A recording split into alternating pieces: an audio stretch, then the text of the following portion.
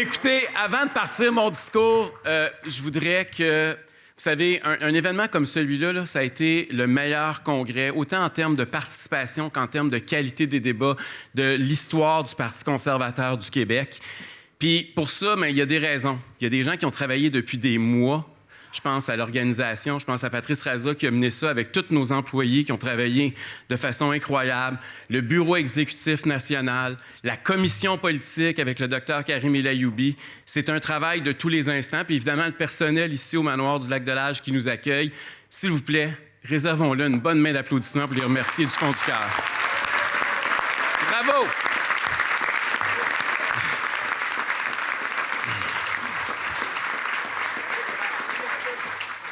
Ça a été un plaisir extraordinaire au cours des derniers jours, d'hier et d'aujourd'hui, de se retrouver avec vous pour discuter, pour débattre, pour échanger nos idées. Puis, ça fait quelques jours que je me disais, OK, pour le discours que je vais prononcer dimanche midi, de quoi je pourrais bien leur parler? Puis là, je me suis gratté la tête. Je dis, bon, la semaine passée, Paul Saint-Pierre Plamondon, il nous a parlé d'une bataille de 1759 avec son interprétation partisane pendant 35 minutes. Non, je pense pas que ça va faire triper nos membres. Après ça, je me suis dit, je pourrais peut-être énumérer la liste de députés qu'on connaît pas, qui appuient Christine ou Bernard pendant une demi-heure, mais ça non plus, je pense pas que ça aurait été trop winner. Fait que j'ai décidé de vous parler ce dont tous les Québécois me parlent quand je me promène dans les régions du Québec. Comme jeudi dernier, quand j'étais avec Catherine Morissette dans Chicoutimi puis qu'on visitait des usines, les gens, de quoi ils me parlaient? Bien, ils me parlent du fait que la vie coûte de plus en plus cher au Québec, que le panier d'épicerie explose, que les hypothèques, souvent, quand ils arrivent pour les renouveler, ça leur coûte 200-300 piastres de plus par mois, que les jeunes et les familles ont tout simplement plus accès à la propriété au Québec, que l'accès aux soins de santé est de plus en plus difficile et de plus en plus compliqué, qu'on est, je vous le rappelle, les citoyens les plus taxés, les plus imposés du continent, que nos infrastructures, on le voit tous les jours, tombent en ruine. Bref, qu'on paie de plus en plus pour en recevoir de moins en moins. Puis, je veux vous demander aujourd'hui, êtes-vous tanné de trop payer pour en recevoir de moins en moins? Oui! Bien, le Québec au grand complet est écœuré. OK? Puis là, aujourd'hui, ce qu'il faut faire, c'est aller propager le message puis s'assurer que tout le monde entende le message conservateur. Parce qu'on ne peut pas baisser les bras. C'est pas vrai qu'on va les laisser faire. Il faut se retrousser les manches, il faut rester positif, puis il faut offrir des solutions constructives comme celles que vous avez adoptées tout le week-end. On est le seul parti au Québec qui a véritablement des convictions puis du courage pour changer le vieux modèle étatique québécois. Et j'ai suivi évidemment vos débats avec intérêt, les discussions, les idées qui ont été amenées, que ce soit par la commission politique ou par les 125 associations de comté. D'ailleurs, il y a tellement eu de propositions que je pense que vous avez donné un petit peu des mots de tête à notre bon docteur Karim El-Ayoubi. Mais une chose qu'on peut conclure aujourd'hui, là, c'est que peu importe ce que les gens pensent, qu'ils aiment ou qu'ils n'aiment pas le Parti conservateur du Québec, il n'y a personne au Québec qui peut dire aujourd'hui que le Parti conservateur n'a pas d'idées. Puis d'ailleurs, nos idées, non seulement on en a une quantité industrielle, mais elles sont tellement bonnes que tous nos adversaires essaient de nous les voler. Et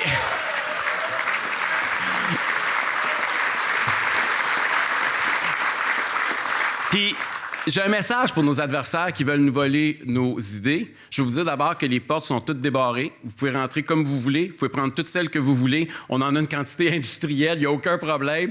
Nous, on veut que les idées conservatrices avancent au Québec. Nous, ce n'est pas les sondages qui nous intéressent. C'est le changement profond du modèle étatiste québécois. Et puis,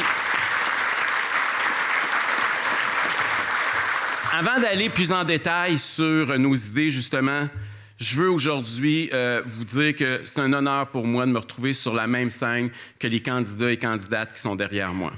C'est pas facile d'être candidat à une élection générale au Québec en 2026. Ça prend beaucoup de courage, ça prend des idées, ça prend surtout des convictions.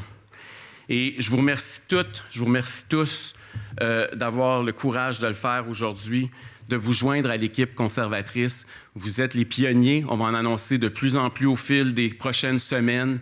Mais je suis très heureux de voir la famille conservatrice s'agrandir. On est le premier parti. Ça a commencé dans Beauce-Nord avec Jonathan... Dans Beauce-Sud, pardon. Il ne faut pas... un crime de lèse-majesté. Ça a commencé dans Beauce-Sud avec Jonathan Poulet il y a quelques semaines où j'ai annoncé le premier candidat. On était le premier parti à annoncer un candidat en vue de la prochaine élection. Peut-être que c'est un signe. Hein? Peut-être que ça va être le premier comté où on va annoncer un élu le 5 octobre prochain. Mais...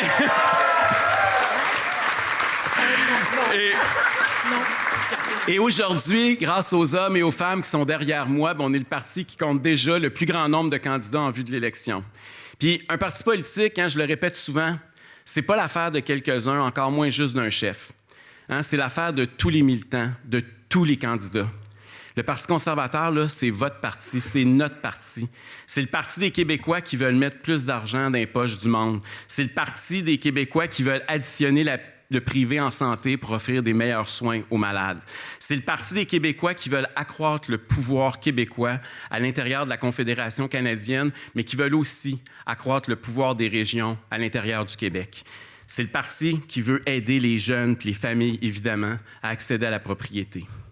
Puis, ce message-là, il va résonner d'abord et avant tout dans Chicoutimi, parce qu'évidemment, on a une candidate qui est déjà en bataille électorale. Vous venez de l'entendre, Catherine Morissette. On est chanceux parce que, vous l'avez vu, on a une très bonne candidate qui a une expérience comme élue, qui est enracinée dans sa région, qui est branchée sur la réalité de son monde. C'est une belle lutte à deux qui s'annonce dans les prochains jours dans Chicoutimi. Et il en reste encore 27 % d'indécis. C'est encore beaucoup de monde à convaincre. Celles et ceux qui veulent mettre la main à la pâte, vous êtes les bienvenus. On ne sera jamais assez nombreux pour convaincre les gens de Chicoutimi de voter conservateur. Et Catherine et moi, jeudi dernier, on a lancé un appel d'ailleurs au ralliement. Hein, on a dit à ceux qui avaient encore l'intention de voter pour la CAQ, voter pour les libéraux ou qui sont indécis, qu'il y a juste un parti qui peut battre le Parti québécois présentement dans Chicoutimi, puis c'est le Parti conservateur du Québec. Un peu comme ça a été le cas, rappelez-vous, dans Arthabasca il y a quelques mois. Et here I have also a message for Anglo-Quebecers. The Liberals do not deserve your vote. And the by-election in Chicoutimi currently is another example of it. Everybody knew in Quebec for the last 5 months that there will be a by-election in Chicoutimi since the minister resigned. But believe it or not, the Liberals spent the first week of the campaign without even a candidate. And finally, they shipped a political attaché from Quebec City to run as the Liberal candidate. The Liberal Party of Quebec receives over $5 million a year from the National Assembly, and they're not even able to present a candidate locally. They're disorganized, they're mediocre. Stop holding your nose and voting Liberal. Stop with us, say no to corruption, no to referendum, and join the Conservative Party of Quebec today.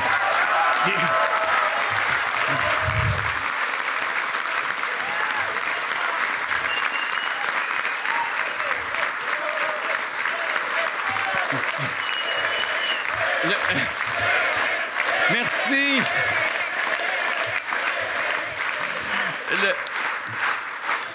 Le choix est clair dans Chicoutimi comme à la grandeur du Québec. C'est ou bien non le référendum perdant des péquistes, ou bien non moins de taxes puis d'impôts avec les conservateurs. C'est ou bien non le référendum perdant des péquistes, ou bien non des meilleurs soins avec l'addition de la santé des conservateurs. C'est ou bien non un référendum perdant, ou encore un meilleur accès à la propriété pour nos jeunes. Vous avez le choix, Jean de Chicoutimi. C'est Paul Saint-Pierre Plamondon et son obsession référendaire, ou bien non, c'est le Parti conservateur du Québec avec les vraies préoccupations sur le terrain.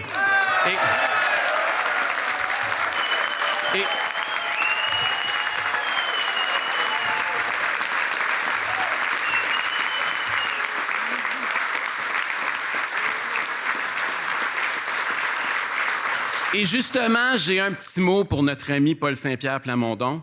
J'espère qu'il nous écoute. J'espère en fait qu'il nous écoute autant que Magali Picard. Dimanche dernier, donc il y a une semaine, jour pour jour, il a déclenché même sa campagne référendaire, imaginez-vous donc. La campagne à M. Plamondon. Puis là, avant hier, il y a 2 jours, là, il a déclaré que le Parti québécois, c'est le gouvernement en attente. Ils attendent le 5 octobre pour prendre les bureaux. Vous trouvez pas que c'est un peu arrogant? Vous trouvez pas que ça manque d'humilité? Monsieur Plamondon, là, c'est le gars qui est en train d'organiser le défilé de la Coupe Stanley sur la rue Sainte-Catherine à Montréal, puis il n'y a même pas le club pour faire les séries. C'est...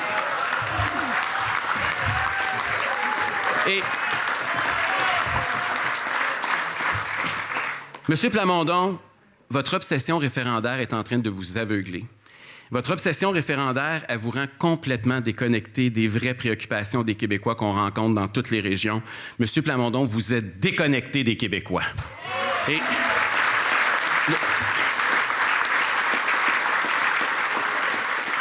il faut arrêter d'être prétentieux et de tenir les électeurs pour acquis en se déclarant vainqueur avant même que la course ait commencé.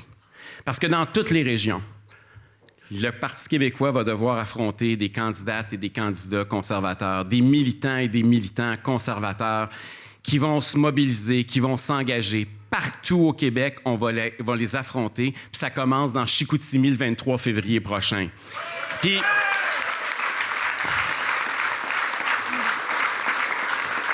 on gagnera peut-être pas toutes nos batailles, mais on va toutes les mener pour défendre nos idées à la grandeur du Québec, dans 125 comtés sur 125. Ça, je vous en signe un papier.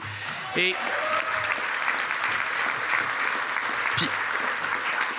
puis je veux aussi vous parler de 2 candidats à la chefferie de la CAQ. 2 candidats qui, au cours des derniers jours, là, se sont transformés en nouveaux apôtres du centre-droit.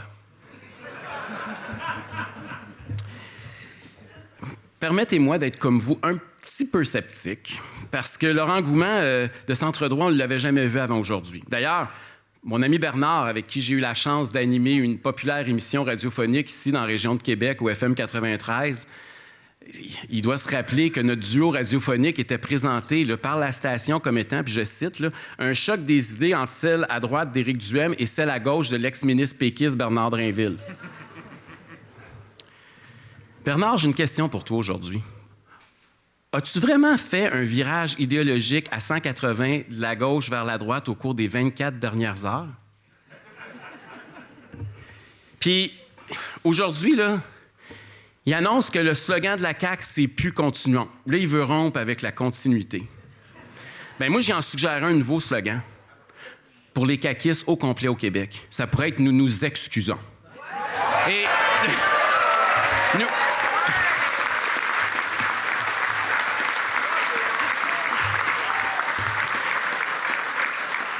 On s'excuse pour 8 longues, très longues années de gestion à gauche où il y a de plus en plus de structures, il y a de plus en plus de fonctionnaires, il y a de plus en plus de dettes, il y a de plus en plus de dépenses publiques. C'est ça le véritable legs de la CAQ, puis de François Legault, puis de Bernard Drainville, puis de Christine Fréchette. Puis, quand on dit, là, aujourd'hui, que le contraire de ce qu'ils ont dit pendant des années, pendant qu'ils étaient là, bien, je m'excuse, mais tout ce que ça fait, c'est que ça les rend non crédibles dans le débat politique. Puis, comment voulez-vous croire quelqu'un qui a fait le contraire depuis toujours, puis qu'aujourd'hui, il se réveille puis il commence à dire que finalement, il est de centre-droit? Hein, nos 2 apôtres de la droite, là, on va leur expliquer, nous autres, au Parti conservateur du Québec, ça veut dire quoi, être à droite, puis on va parler des propositions que vous avez débattues et adoptées en fin de semaine, parce que c'est ça le centre-droit au Québec. Je les encourage à venir d'ailleurs écouter puis voler nos idées eux autres aussi, là, parce qu'en bout de ligne, moi, j'ai toujours confiance dans le jugement des électeurs, puis je suis certain qu'ils vont toujours préférer l'original conservateur à la copie péquiste ou la copie caquiste. Et... Puis...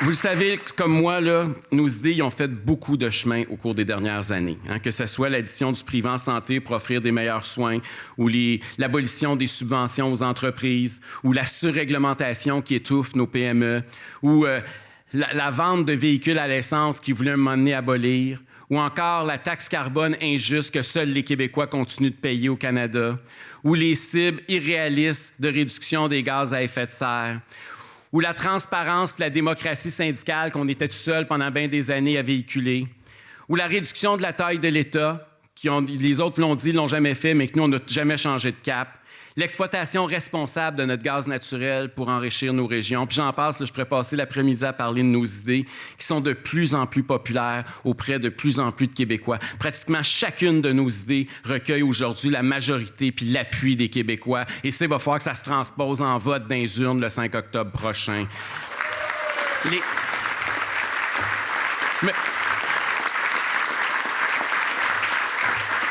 Le premier ministre a eu une épiphanie, semble-t-il, en septembre dernier. Hein, vous vous rappelez peut-être, là, après 7 ans au pouvoir, il a décidé qu'il allait copier les idées du Parti conservateur du Québec, ce que les analystes ont appelé son virage conservateur. Puis pourquoi il en est arrivé là? Parce que M. Legault, puis la CAQ au complet, gouverne comme ça. Ah, le vent de droite se lève. Bien, la différence entre eux et nous, là, c'est que nous autres, on n'a pas eu besoin de regarder le vent. On a regardé notre cœur, nos tripes et nos convictions pour être de centre droit. C'est ça la différence. Et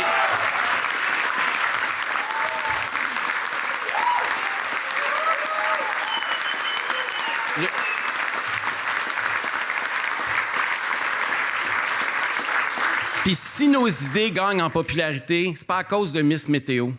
C'est parce que tout le monde au Québec est en train de réaliser que le modèle étatique québécois, il craque de partout, il est rendu complètement au bout de son rouleau.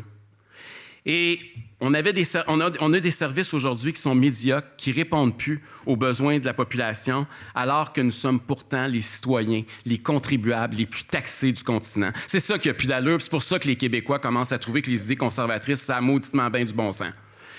Le modèle québécois, notre modèle québécois, il faut qu'il soit repensé, il faut qu'il soit modernisé, puis il y a juste nous autres qui avons le courage de le faire et de le dire haut et fort. Et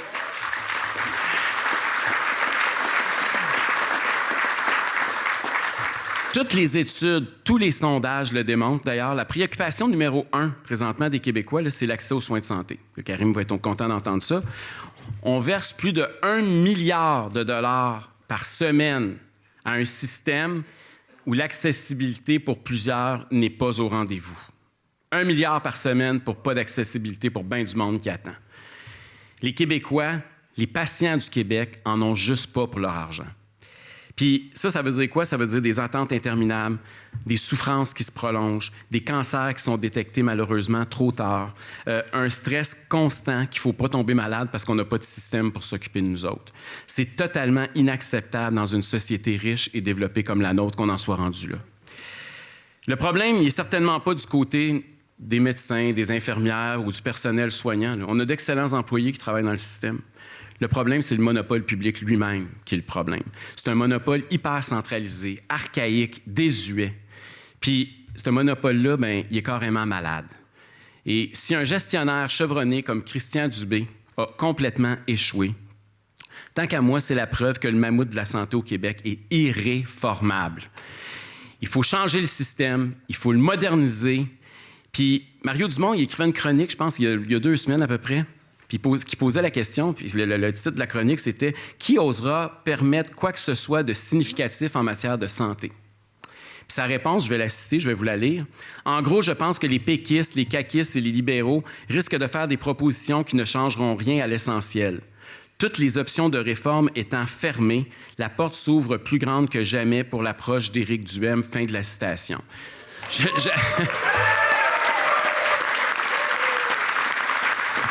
Permettez-moi bien humblement d'ajouter pour la réforme aussi du docteur Karim El Ayoubi.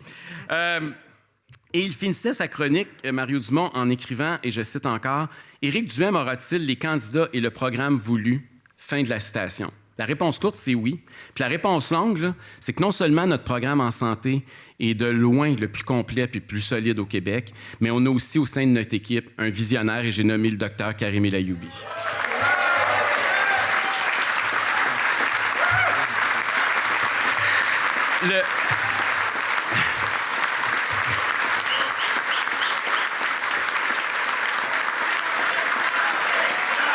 Karim!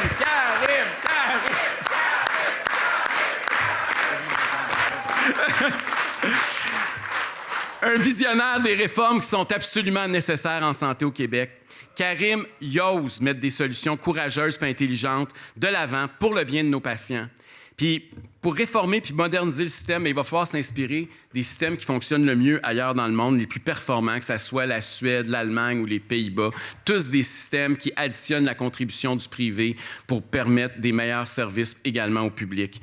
Ces systèmes publics ne peuvent pas vous soigner dans des délais raisonnables. Bien, il faut que vous soyez capable d'utiliser votre carte d'assurance maladie puis aller gratuitement dans le système privé. Si le système privé est capable de vous soigner pour moins cher que le public, il faut que vous soyez capable d'aller gratuitement dans le système privé élevé. C'est pas plus compliqué que ça, le programme du Parti conservateur du Québec. Puis les résolutions que vous avez adoptées à ce congrès, ils complètent un programme qui était déjà fort bien détaillé pour changer puis moderniser le monopole public de la santé au Québec.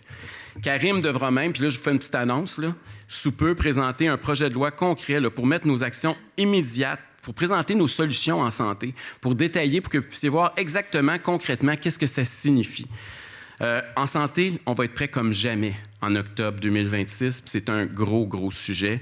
Puis Karim, je peux te dire aujourd'hui que tu as véritablement la trempe du futur ministre de la Santé au Québec. Et...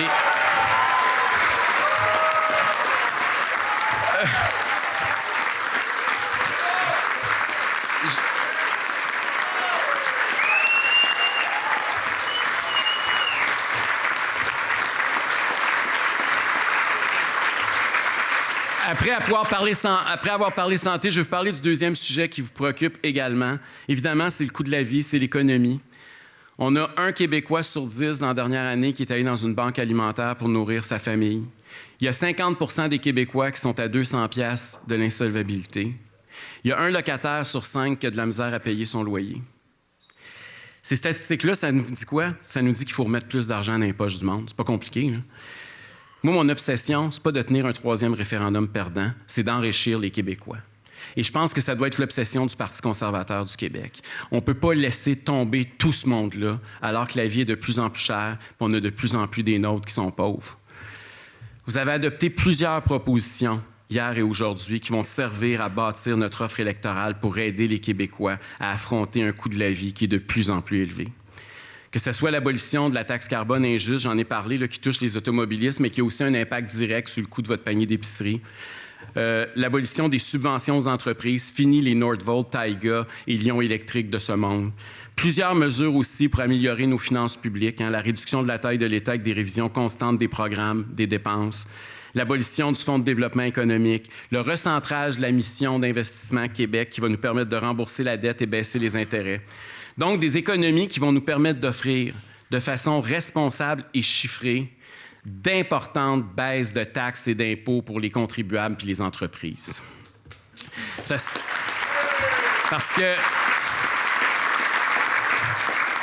Parce que c'est ça le résultat de la responsabilité fiscale que vous avez adoptée, c'est que ça va dégager des marges de manœuvre pour qu'on puisse laisser plus d'argent dans les poches du monde pour qu'ils puissent passer au travers de la période plus difficile actuellement.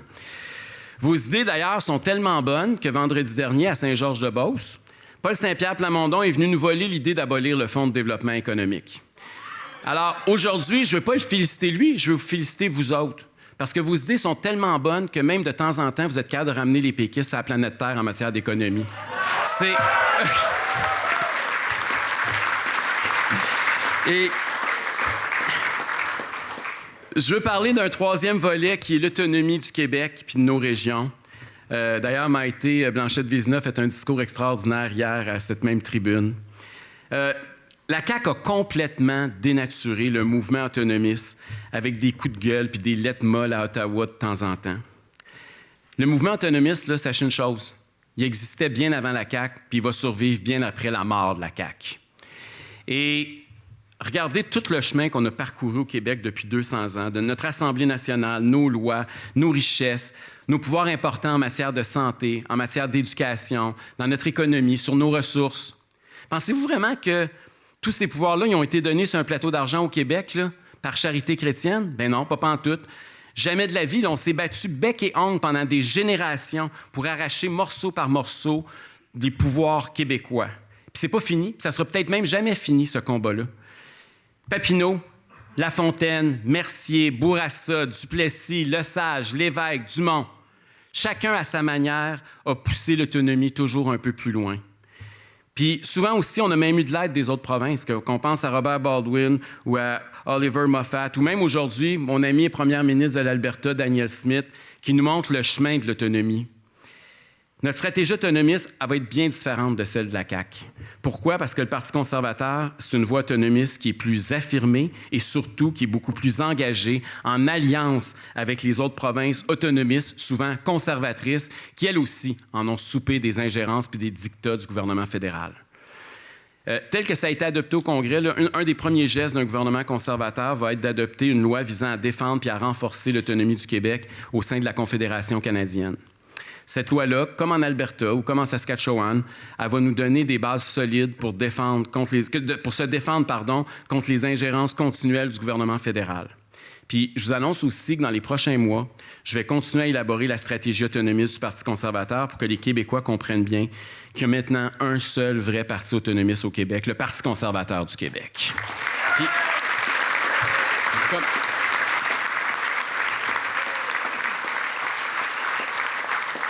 Comme quatrième grand élément dont vous avez débattu, puis il faut en parler parce que c'est important, c'est évidemment le logement puis les familles. On vit une crise du logement au Québec comme on n'en a jamais vécu de notre vivant. Puis pour moi, le plus dramatique dans la crise du logement, c'est évidemment qu'il y a toute une génération qui n'est plus capable d'avoir accès à la propriété.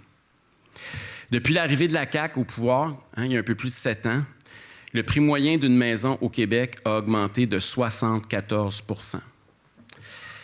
Ça fait en sorte que la majorité des jeunes, ils ont tout simplement plus accès à la propriété. Ils ne pourront jamais s'acheter une maison, à moins que papa et maman soient là pour les aider. Et cette absence de maison, ça va avoir un impact majeur sur le Québec, là. C'est bien plus que juste de la brique puis du Jeep-Rock. C'est toute une vie, c'est l'idée de fonder une famille, c'est la natalité, c'est toute la vie humaine, puis le rêve, puis l'ambition qui est en train de prendre le bord pour un nombre grandissant de Québécois. Parce que toutes les générations, depuis que nos ancêtres sont arrivés en Amérique, là, on a tous eu la même ambition puis le même rêve. Celui, quand on était jeune, de tomber amoureux, de s'acheter une maison, d'avoir des enfants.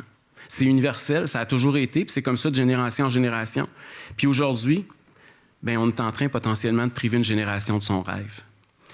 Et c'est pas un accident, c'est pas parce qu'il y a eu une guerre ou parce qu'il y a eu un cataclysme, là. C'est parce qu'on a des politiques publiques qui nous ont conduits dans le mur. Puis il y a 15-20 ans, moi j'ai écrit un livre, vous le savez, « L'État contre les jeunes ». Puis je travaillais avec Mario Dumont à cette époque-là, puis on prévoyait que ça allait arriver. Puis aujourd'hui, malheureusement, c'est pas une prédiction, c'est une triste réalité.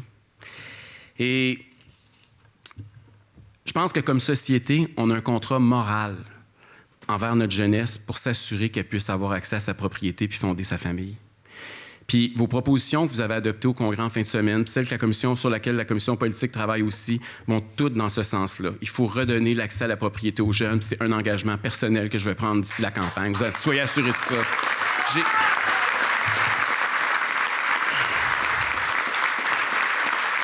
Merci.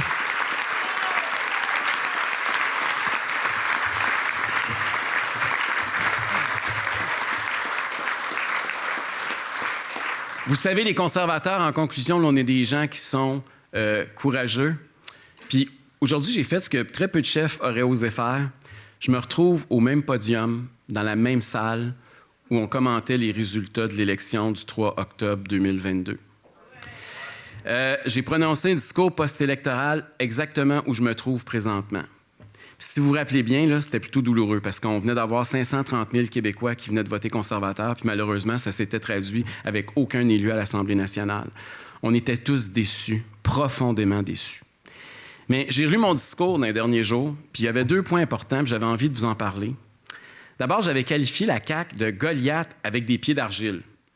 Et j'avais dit que le Parti conservateur avait réussi à les ébranler, mais pas à les faire tomber. Mais je vous annonce aujourd'hui qu'ils ont pas mal commencé à s'écrouler tout seuls à cause de leur mauvaise gestion puis leurs promesses rompues. Et puis je vous avais dit une autre chose aussi, là. Évidemment, vous avez parlé du fait qu'on n'était pas... La première période, parce qu'on revient toujours au hockey, là, c'est notre sport national, on ne peut pas y échapper, mais la première période pour nous autres, là, c'était de passer de la marginalité à un grand parti. On était passé de 1 % à 13 %. Puis notre deuxième période, c'était les 3 dernières années. C'était de prouver qu'on est un parti qui est en train de se professionnaliser, qui a des militants de plus en plus disciplinés et exemplaires, qui élabore un programme de plus en plus solide, puis qui a une équipe de candidats qui fait de plus en plus envie. Et je pense que ça, on peut dire mission accomplie. Vous l'avez vu tout au long de la fin de semaine, comment le parti a progressé, celles et ceux qui étaient là depuis le début. On est à des années-lumière, puis on n'a pas fini de continuer de progresser puis d'avancer. Et oui, vous pouvez vous applaudir parce que vous avez été vraiment très bons. Puis, Je vous annonce aujourd'hui que la troisième période commence maintenant ici. Parce que la troisième période, c'est la pré-campagne électorale. Puis aujourd'hui, on lance la pré-campagne électorale. Puis on part en bataille. Puis le premier champ de bataille, bien évidemment, ça va être dans Chicoutimi le 23 février prochain. Puis après ça, ça va être à la grandeur du Québec jusqu'au 5 octobre prochain. On va faire des batailles partout, mais aussi, évidemment, ici, dans la capitale nationale, puis Chaudière-Appalaches. Puis cette troisième période-là, bien, il faut qu'elle se déroule sous l'égide de la discipline, du travail d'équipe puis de la résilience. Je pense que ces trois qualités là, qui nous ont bien caractérisés ces dernières années. Je veux qu'on entame cette troisième période-là avec audace, avec courage, avec optimisme. Puis, avant de finir, je veux sortir de mon discours parce que je veux vous parler avec mon cœur, puis je veux parler aux militants puis militantes qui sont là depuis le début, puis qui ont travaillé avec moi, puis qui ont, là, je vais donner les motifs, mais qui ont travaillé avec moi depuis le jour 1. Vous vous rappelez que le 22 novembre 2020, j'avais décidé de lâcher ma carrière dans les médias et de me présenter à la direction d'un parti qui était à 1 %. Tout le monde pensait que j'étais fou. Mais je l'ai fait par conviction, certainement pas par opportunisme. Puis ça a été long. 5 ans, c'est long dans une vie, hein? C'est long pour tout le monde. On a eu le vent de face souvent. On a eu